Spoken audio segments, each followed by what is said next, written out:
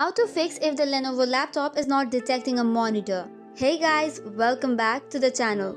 If you're having this trouble on your Lenovo laptop, here are some quick troubleshooting steps that you can follow.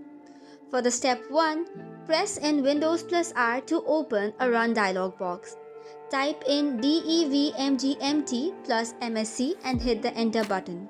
It might ask you permission to open the device manager. Make sure to tap on yes. After that, right-click on the monitor you want to update and select Update Driver. Choose Search automatically for drivers and follow the prompts.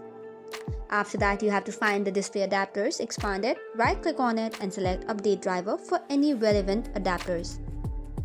Likewise, let's move on to step 2, which would be adjusting the display settings. For this, press N Windows plus I to open settings. Once that is done, tap on the system from the left side panel and then on display. Then go to the multiple displays and click on detect.